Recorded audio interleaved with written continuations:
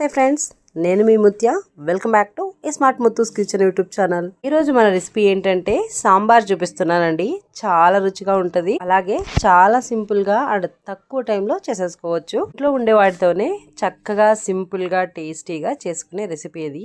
హడావిడి లేకుండా ఇంట్లో ఉండే కూరగాయలతోనే టేస్టీగా ఈ రోజు అయితే మనం సాంబార్ ప్రిపేర్ చేసుకుందాం. మనకి సాంబార్ కావాల్సిన పదార్థాలు మెయిన్ ఇంగ్రీడియంట్ కందిపప్పు కదా. సో ఇక్కడ నేనైతే కందిపప్పు 80 గ్రాముల కందిపప్పు తీసుకుంటున్నాను. సో ఇది 80 గ్రాముల కప్ అన్నమాట. ఈ కందిపప్పును వాటర్ తో 2 లేదా 3 సార్లు బాగా శుభ్రం చేసి బాగా కడిగి తర్వాత ఈ కందిపప్పు ఉడకడానికి తగినన్ని వాటర్ పోసి ఇప్పుడు మనం కుక్కర్ మూత పెట్టేసి ఫ్లేమ్ లో విజిల్స్ అయితే ఒక 3 లేదా 4 రావాలి. సో మన పప్పు అనేది కందిపప్పు బాగా ఉడకాలండి. ఉడికితేనే మనకి సాంబార్ అనేది ఉండి మంచి టేస్ట్ వస్తుంది అనమాట. సో ఈ విధంగా ఉడికిపోవాలండి. మనం పలుకులు ఎక్కడ లేకుండా మనం ఇలాగా స్మాష్ చేసినప్పుడు పప్పు గిద్దెతో మనం ఎనిపినప్పుడు ఇది ఇలాగా మెత్తగా ఉండాలన్నమాట. ఒకసారి 2 సార్లకి ఇది మెత్తగా మెదిగిపోవాలి. సో ముందుగా అయితే ఒక నిమ్మకాయ సైజ్ అంతా చింతపండుని నానబెట్టి పక్కన పెట్టేసుకుందాం. పప్పు మెదిగిపోయిన తర్వాత పక్కన పెట్టేసి ఇప్పుడు గ్యాస్ మీద ఒక ఫ్రై ప్యాన్ ని పెట్టుకొని అందులో మనం వెజిటబుల్స్ అన్ని ఫ్రై చేసుకుందాం. ముందుగా అయితే మనం ఇప్పుడైతే పోపు పెట్టుకోవాలి. తిరగమాతకు వేస్తున్నాను. ఇక్కడైతే ఒక 3 లేదా 4 టేబుల్ స్పూన్స్ ఆఫ్ ఆయిల్ వేసి ఆయిల్ బాగా వేడైన తర్వాత సో ఇప్పుడైతే పోపు దినుసులన్నీ వేసుకోవాలి. సో 1 టేబుల్ స్పూన్ ఆఫ్ ఆవాలు అండ్ 1 టేబుల్ స్పూన్ ఆఫ్ జీలకర్ర. చిటపట్లాడాక ఇక్కడ ఆనియన్ అయితే ఒక 2 మీడియం సైజ్ ఆఫ్ ఆనియన్ ఇలా నిలువుగా మాత్రమే కట్ చేసుకుంటే సాంబార్లోకి బాగుంటుంది. సో ఇలానే కట్ చేసి ఇవైతే ఇందులో వేసేసి లైట్ గోల్డెన్ కలర్ వచ్చేంత వరకు ఫ్రై చేసుకోవాలి. దీంతో పాటే కరివేపాకు కూడా వేసేసుకుందాం.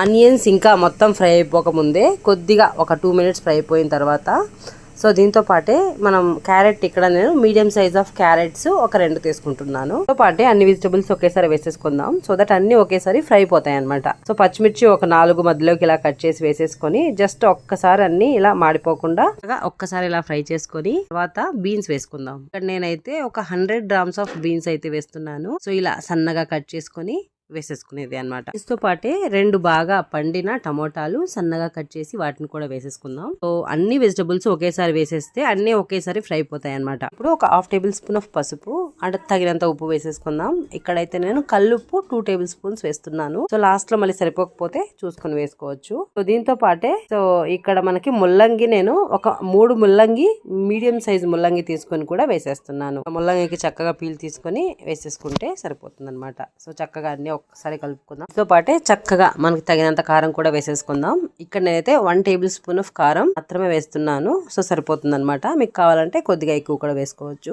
కారం కూడా వేసేసాక చక్కగా ఒక్కసారి అన్ని కలుపుకొని ఇప్పుడైతే మంటని మీడియం ఫ్లేమ్ లో పెట్టుకుని మూత పెట్టేసి ఈ వెజిటబుల్స్ అన్ని కొద్దిగా కుక్ అవ్వాలన్నమాట. సో కొద్దిగా మగ్గేంత వరకు అయితే మనం ఫ్రై చేసుకోవాలి. ఒక 10 నిమిషాల వరకు మనం ఫ్రై చేసుకోవాలి. మధ్య మధ్యలో కలుపుతూ ఉండాలి అండ్ మీడియం ఫ్లేమ్ లో పెట్టాలి.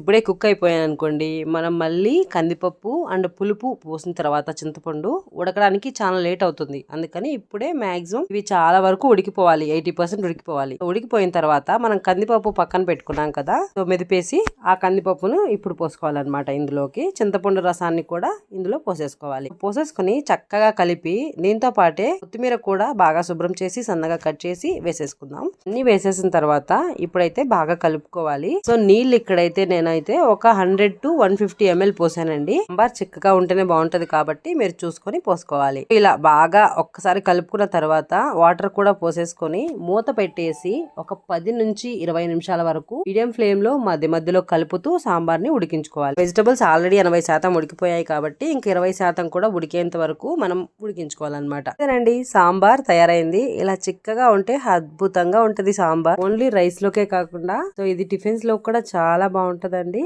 సో మీకు నచ్చిందా అండి సాంబార్? నచ్చితే లైక్ చేయండి, షేర్ చేయండి, కామెంట్ చేయండి. Thank you for watching.